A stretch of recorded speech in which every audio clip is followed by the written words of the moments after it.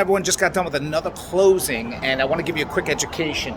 Never ask how many offers does a property have. I don't know why people continuously do this, and let me explain why.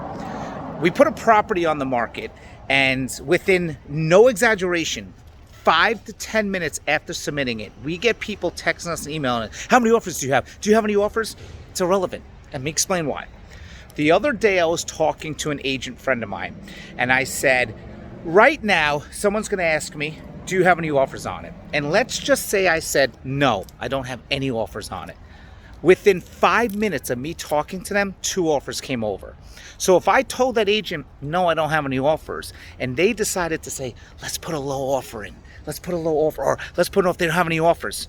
2 offers came in right afterwards, which were phenomenal. So now that person didn't get it because they're thinking, I don't have any offers, so let's put a low offer. Let's do the flip side. Let's say I say I have multiple offers on it.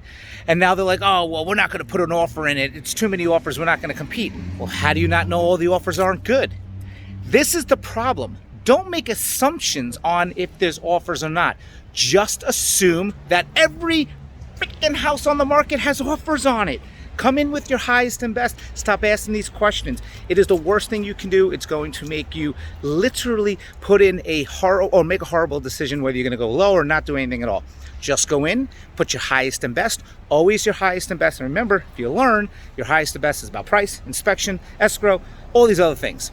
So, rule of thumb, never, ever ask how many offers a property has. I'm Karen. Talk to you soon.